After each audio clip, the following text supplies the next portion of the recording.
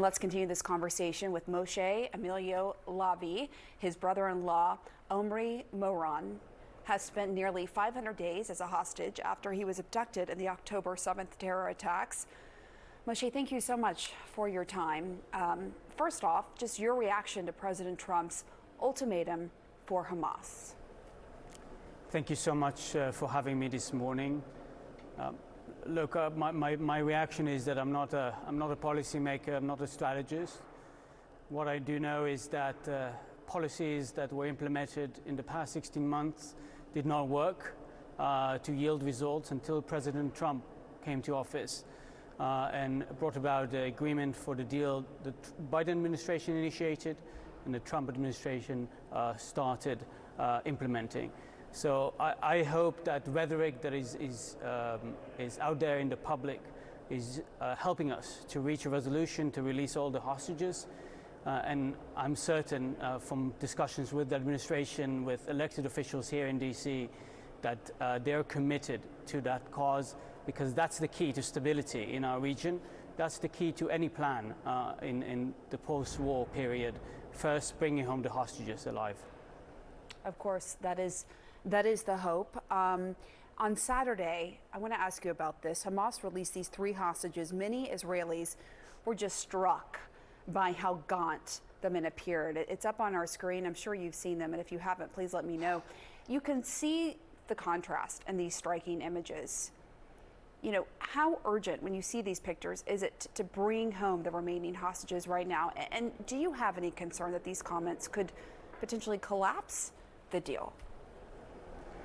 I shared the sentiments of many Israelis, and I think any person in the world who has any human spirit in him and in them, that these images are so difficult to bear.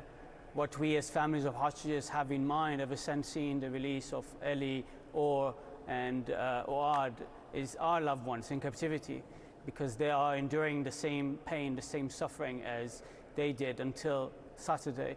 And that really emphasizes the urgency of releasing all the hostages, because every hostage is a humanitarian case. And we've been saying that for months to elected officials in Israel, abroad, to our interviews, to the media, to communities we meet.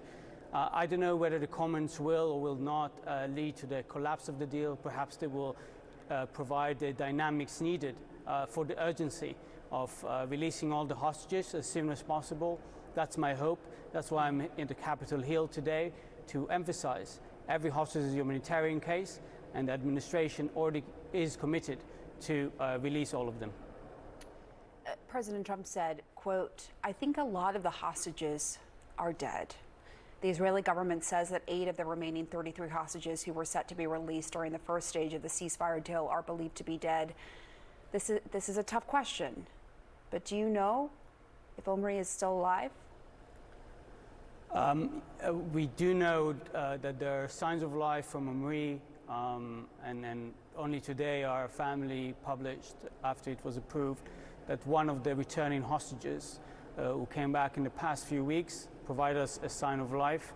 We do know many other hostages are still alive, at least half of them.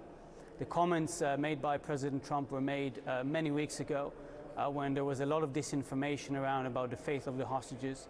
And I can assure you that his team knows very well the intelligence and all the reports that are coming out of Gaza about the fate of many of the hostages. Today here in the Capitol Hill, we have a delegation of families of those who are in the second phase. All of them are believed to be alive. And that's why we're meeting elected officials, in order to make sure they understand lives are at stake and we can still save them, just like we saved Keith Siegel was released and was featured in a propaganda video with Omri in April 24, and like we saved so many lives over the past few weeks. We need to concentrate on that. What are your concerns if Hamas ignores President Trump's warning and the Saturday deadline passes without any hostages freed? We live day by day. We are concerned every day. We've been concerned for 16 months.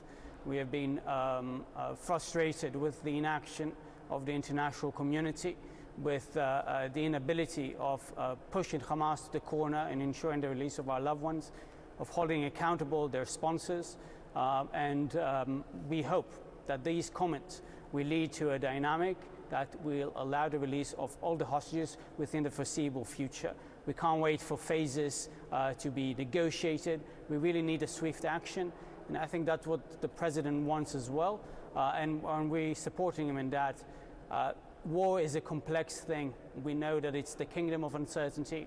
We know that we may not have the happy ending for every family, but we hope that the changes in rhetoric, the changes in the dynamic in the region will push different stakeholders, including the King of Jordan, who is visiting DC today, the Egyptian foreign minister who is visiting, to understand they need to put plans on the table to ensure the hostages are released and to ensure Hamas does not return to power in Gaza, because both Israelis and Gazans deserve a better situation in the region. All right, Moshe Lavi, thank you for coming on. Thank you.